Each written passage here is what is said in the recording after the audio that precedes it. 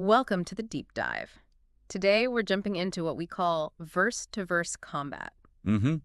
Taking two verses that seem to clash and seeing what deeper truth emerges. Exactly. Think of it like a wisdom workout. And today we're looking squarely at Proverbs 26. Ah, classic pair. Right. First up, verse 4. Do not answer a fool according to his folly, or you yourself will be like him. Okay, so hold back. Don't get drawn in. But then, right next door, verse 5. Answer a fool according to his folly, or he will be wise in his own eyes. So do answer them to stop them from thinking they're clever. That's the puzzle. Engage or ignore. Amen. Our mission for this deep dive is to unpack the context, figure out how you might apply these, and, see how they actually fit together. Okay, well, first off, context. We're in Proverbs, right? Usually linked to Solomon. Yeah, it's basically a collection of wise sayings. Very practical stuff, generally. Practical life advice. Yeah, not like abstract theology, but down-to-earth guidance. They're short, punchy. And the fact these two are side by side in the same book, likely from the same sort of thinking, that's gotta mean something. It really does. It suggests they're part of a larger picture. They're not meant to just cancel each other out. So it's not a mistake, it's intentional. I think so. It points towards wisdom being more nuanced than just simple rules. It's about discernment, knowing when to apply which principle. All right, let's get into that application then. Round 2. When would you actually use verse 4? Do not answer a fool. Well, think about those arguments, maybe online, maybe in person, where you just know it's going nowhere productive. Oh, yeah.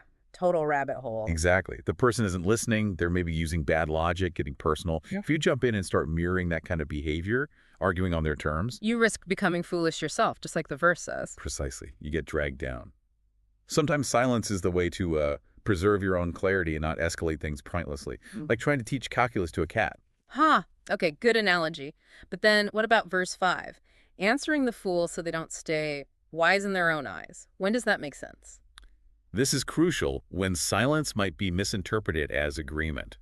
Or, maybe more importantly, when their foolishness could actually cause harm. Harm, like spreading misinformation. Exactly. If someone's confidently saying something completely wrong and it could mislead others, sometimes a clear, calm correction is needed. Even if the person saying it won't listen, others might. Ah, so it's for the benefit of bystanders too. Could be. Or sometimes a careful answer might just possibly plant a seed of doubt in the fool's own mind. It might gently expose the flaw in their thinking. No guarantee, of course. Okay, so verse 4 warns, don't sink to their level. Verse 5 advises, challenge their self-conceit. That's still a real tension. It absolutely is. And this leads us to the final round. How do these harmonize? How do they actually work together? Yeah, how do we resolve this apparent contradiction? I think the key really is judgment, discernment. It's not about picking one verse and ignoring the other forever. It's about reading the room, reading the specific situation. Spot on. You have to weigh things up. What kind of folly are we dealing with here? Is it harmless ignorance or malicious nonsense? Right. And what's the goal? Are you trying to protect others, correct a dangerous idea, or just win an argument? Exactly. And what's the likely outcome? Will answering actually achieve anything positive or just add fuel to the fire? Will staying silent allow something bad to continue unchecked? So true wisdom isn't just knowing the proverbs, it's knowing when and how to apply them. That's it. Sometimes silence is the wisest, strongest response. Other times, a carefully worded answer is necessary.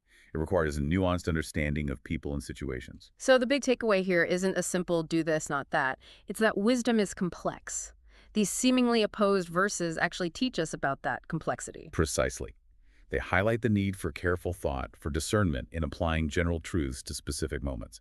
It's not a checklist, it's an ongoing practice. Yeah, that makes a lot of sense. And maybe for you listening, it's worth thinking about.